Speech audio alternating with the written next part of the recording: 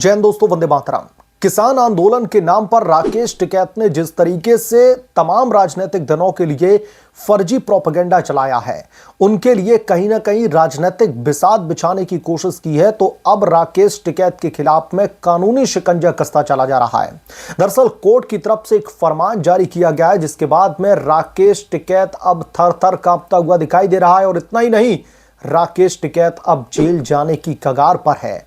लेकिन अब वो तमाम राजनीतिक दल जिसके लिए वो फर्जी प्रोपेगेंडा सेट करता था, किसान आंदोलनों को लीड करने के नाम पर जिस तरीके से मोदी विरोधी आंदोलन चलता था, अब सब कुछ धीरे धीरे एक्सपोज हो रहा है। और राकेश टिकैत अब जब जेल जाने की कगार पर है, तो अब उसे कहीं ना कहीं अपने किए गए आंदोलनों और जो भी उसने हरकतें की हैं आंदोलन के नाम पर, वो सब कुछ याद आ रहा है। दरअसल साल 2014 के एक मामले में राकेश टिकैत के खिलाफ में एक बहुत बड़ा आदेश जारी किया गया है कोर्ट की तरफ से। और इसमें न सिर्फ राकेश टिकैत बल्कि कई सारे लोगों के खिलाफ में, बताया जा रहा है तकरीबन 36 लोग हैं, इनके खिलाफ में मुकदमा चल रहा था। और आज कोर्ट में इस मामले पर सुनवाई होती है और कोर्ट की तरफ से जो आदेश आया है उसे देखकर राकेश टिकैत की अब लंका लगने वाली है और राकेश टिकैत बहुत जल्द जेल भी जाने वाला है। इस रिपोर्ट में हम कोर्ट के उस फैसले को विस्तार से समझेंगे और यह कौन सा मामला है जिसमें राकेश टिकैत के खिलाफ में शिकंजा कस रहा है कानूनी, सब कुछ विस्तार से इस रिपोर्ट में हम जानेंगे। लेकिन उससे पहले आपसे भी मैं गुजारिश करना चाहूंगा कि आप लोग भी अपने विचार, अपनी राय हमें कमेंट करके जरूर बताएं। पंजाब के किसानों का आंदोलन हो या फिर उत्तर प्रदेश के किसानों का आंदोलन, राकेश टिकैत को आपने देखा होगा कि हर जगह उन किसानों को, सो कॉल्ड किसानों को मैं कहूंगा, लीड करते हुए राकेश टिकैत दिखाई देते थे। राकेश टिकैत की तरफ से तमाम भड़काऊ बयान भी निकलकर सामने आए। कई बार तो पुलिस उन्हें गिरफ्तार करने के लिए वहां पर पहुंची तो राकेश टिकैत भाग खड़े हुए थे। और यह दौर था जब उत्तर प्रदेश में राकेश टिकैत की अगुवाई में आंदोलन चल रहा था, तो उत्तर प्रदेश की पुलिस ने खदेड़ लिया था टिकैत साहब को और उस समय टिकैत साहब गिरफ्तार हो जाते, लेकिन वहां से वो भाग गए। चलिए अब मैं आपको मामला बताता हूं कि यह कौन सा मामला है जिसमें राकेश टिकैत की लंका लगने वाली है। दरअसल यह साल 2014 का मामला है और आरोप यह है कि किसानों, राष्ट्रीय लोकदल और भारतीय किसान यूनियन जिसका यह प्रवक्ता है, उसके कार्यकर्ताओं ने पूर्व केंद्रीय मंत्री चौधरी अजीत सिंह की दिल्ली स्थित कोठी खाली करवाए जाने के विरोध में मुरादनगर गंग नहर पर एक प्रदर्शन किया था। इनकी ये कह लीजिए फिलॉसफी बन चुकी है कि कुछ भी हो उसके खिलाफ में धरना प्रदर्शन करने के लिए बैठ जाओ और प्रदर्शन के नाम पर गुंडागर्दी चलती है। किसान जो आंदोलन करते थे, मैं बार बार तथाकथित किसान आंदोलन इसलिए कह रहा हूं क्योंकि किसान अपनी हक के लिए, अपनी मांग के लिए शांतिपूर्ण तरीके से धरना प्रदर्शन के लिए बैठते हैं, सरकार से अपनी मांगे मांगते हैं। लेकिन राकेश टिकैत जैसे नेताओं ने इन तमाम किसान आंदोलनों को पूरी तरीके से बदनाम कर दिया, क्योंकि इन्हें विपक्षी पॉलिटिकल पार्टियों के लिए काम करना है, आंदोलन के नाम पर वोट बैंक की राजनीति करनी है। तो किसान आंदोलन जो भी हुए वो कहीं ना कहीं बदनाम इस राकेश टिकैत की वजह से हुए, इस बात से इंकार नहीं किया जा सकता। मसलन ये लोग धरना प्रदर्शन पर बैठते हैं, पुलिस वहां पर आती है, इनको उठाने की कोशिश करती है, हालात बिगड़ जाते हैं और जब हालात बिगड़ जाते हैं तो पुलिस को लाठी चार्ज करना पड़ता है। और जब लाठी चार्ज करना पड़ता है तो राकेश टिकैत समेत जो बाकी के 36 लोगों का नामजद किया गया है, जिनको आरोपी बनाया है कोर्ट ने, आरोप जो है तय किए हैं, ये लोग वहां से भाग खड़े होते हैं। इसके बाद में मुरादनगर थाने में 36 लोगों के खिलाफ में मुकदमा दर्ज किया जाता है और यह मुकदमा तकरीबन 1 दशक पहले दर्ज किया गया था। और इस मामले पर अब कोर्ट की तरफ से जो आदेश आया है, कोर्ट ने इन आरोपियों के खिलाफ में जो है आरोप तय कर दिए हैं और सीधे तौर पर न्यायालय में तमाम सबूतों को पेश करने के लिए 2 जनवरी की तारीख को मुकर्रर कर दिया गया है। और अब इस मामले में नियमित रूप से सुनवाई होगी।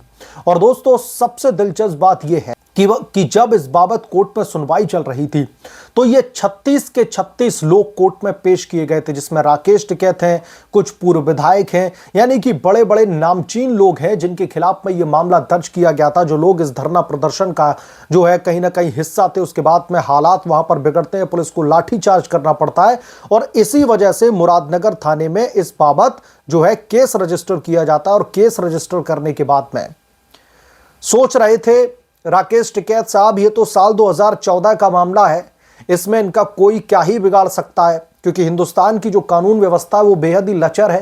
लेकिन हमारे देश में एक कहावत और प्रचलित है कि बकरे की अम्मा कब तक प्रसाद चढ़ाएगी, एक ना एक दिन तो उसकी बलि चढ़नी है। भले ही आपने साल 2014 में कानून का उल्लंघन किया हो, भले ही आपने आज से एक दशक पहले कुछ ऐसी हरकत करी हो जिसने कानून तोड़ा है, और वो मामला अगर रजिस्टर्ड है कोर्ट में, तो फिर आप उससे बचकर निकल नहीं सकते।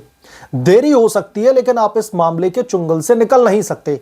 तो राकेश टिकैत के खिलाफ में कोर्ट में सुनवाई होती है, तमाम दलीलें पेश की जाती हैं, और जब दलीलें कंप्लीट हो जाती हैं तो जज साहब ये फाउंड करते हैं इस मामले में कि ये सीधे सीधे इस मामले में जो भी एविडेंस पेश किए जा रहे हैं राकेश टिकैत और बाकी के 36 लोगों के खिलाफ में, ये पुख्ता इस चीज की गवाही देते हैं कि इन्होंने माहौल बिगाड़ा, और उसके बाद में पुलिस ने लाठीचार्ज किया, और इसी के बाद में इन लोगों के खिलाफ में मुकदमा दर्ज किया गया था। तो अब आरोप तय कर दिए गए हैं इन लोगों के खिलाफ में, और सीधे सीधे पुलिस को यह आदेश जारी कर दिया है कोर्ट ने कि 2 जनवरी तक आप तमाम सबूतों को इकट्ठा कीजिए। 2 जनवरी को हम इस मामले में अगली सुनवाई करेंगे, और तमाम उन सबूतों को हम जो है रिव्यू करेंगे कि जो राकेश टिकैत के खिलाफ में और बाकी के 36 लोगों के खिलाफ में जो मामला दर्ज किया गया है उस मामले में कितनी ताकत है। तो ऐसे में अब राकेश टिकैत के खिलाफ में दोस्तों बड़ी कार्रवाई हो सकती है। राकेश टिकैत जेल भी जा सकता है कोर्ट के आदेश के बाद में। इस तरीके के स्पेकुलेशंस अब राजनीतिक गलियारों में लग रहे हैं। राकेश टिकैत बहुत ही कंट्रोवर्शियल फेस रहे हैं। इन्होंने हमेशा ही किसान आंदोलन को अपने राजनीतिक फायदे के लिए भुनाने की कोशिश की है। चाहे पंजाब का जो किसान आंदोलन दिल्ली में हो रहा था, जो दिल्ली में किसानों ने कूच किया था, चाहे टिकरी बॉर्डर की बात कर लीजिए, चाहे हरियाणा के इलाके में जो भी आंदोलन हुए उनकी बात कर लीजिए, राकेश टिकैत ने हर जगह माहौल बिगाड़ने की कोशिश की है। ऐसे आरोप भारतीय जनता पार्टी के नेताओं की तरफ से अक्सर लगते रहे हैं, और उत्तर प्रदेश में तो यहां तक बात आ गई थी कि मुख्यमंत्री योगी आदित्यनाथ ने बक्कल तारने तक की बात कर दी थी।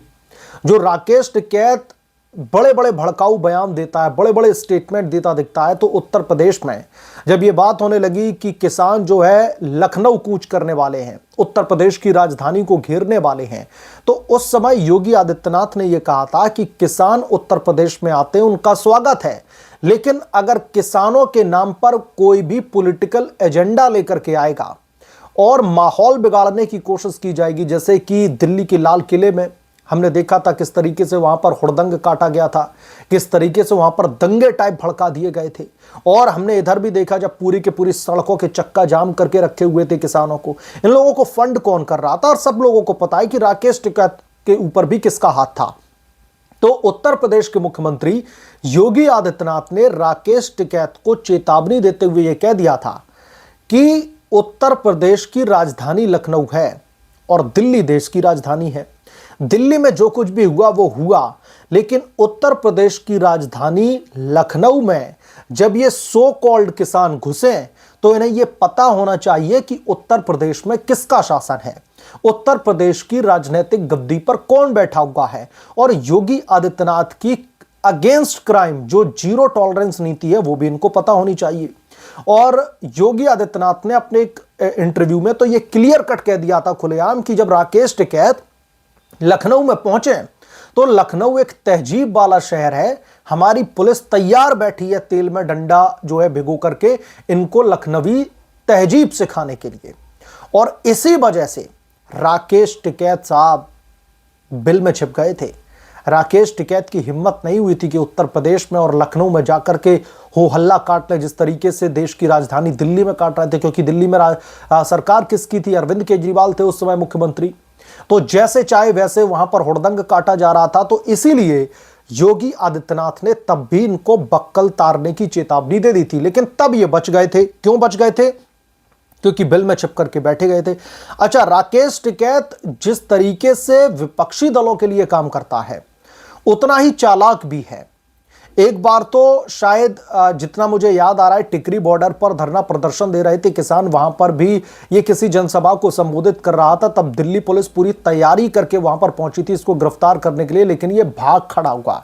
इसका मुंह देखने वाला था कि किस तरीके से रोता हुआ मुंह बना लिया था राकेश टिकैत ने, और पता नहीं उस दिन ये कैसे बच गया, पुलिस पूरी तरीके से गई थी गिरफ्तारी के चक्कर में। लेकिन अब एक पुराने मामले में, साल 2014 के मामले में, ये जो धरना प्रदर्शन दे रहे थे, केंद्रीय जो है पूर्व मंत्री थे, उनकी कोठी को खाली करवा दिया गया था कानून के तहत, तो उसके खिलाफ में भी ये धरना प्रदर्शन करने के लिए बैठ गए। माहौल तक बिगाड़ दिया, पुलिस को जबरन लाठी चार्ज करना पड़ा, तब ये वहां से हटे थे और इन लोगों के खिलाफ में मुकदमा दर्ज किया गया था। तो इस मामले में मंगलवार को विशेष न्यायाधीश एमपी एमएलए निशांत मान की अदालत में सभी आरोपियों को पेश किया गया। वहां पर वीडियो कॉन्फ्रेंसिंग के जरिए सुनवाई नहीं हुई। इन 36 के 36 आरोपियों को कोर्ट में बुलाया गया और इसमें राष्ट्रीय प्रवक्ता जो भाकी हुई के, यानी कि जो भारतीय किसान यूनियन है, उसके जो राष्ट्रीय प्रवक्ता है राकेश टिकैत, और पूर्व विधायक सुदेश शर्मा, पूर्व मंत्री दलवीर सिंह, पूर्व विधायक वीरपाल राठी, पूर्व विधायक भगवती प्रसाद के साथ ही आरएलडी से जुड़े अमरजीत सिंह, अजय पाल सहित अन्य शामिल रहे और इस मामले पर सुनवाई होती है। और सुनवाई के बाद में कोर्ट की तरफ से यह आदेश जारी किया जाता है और इन लोगों के ऊपर आरोप तय कर दिए जाते हैं। और अब इस बाबत अगली सुनवाई की जो तारीख है वो कोर्ट ने 2 जनवरी की दे दी है। और अब देखना दिलचस्प होगा कि 2 जनवरी को इस पर क्या फैसला आता है। क्या वाकई में अब राकेश टिकैत के लिए तिहाड़ जेल में जो है जाने का उनका समय आ चुका है?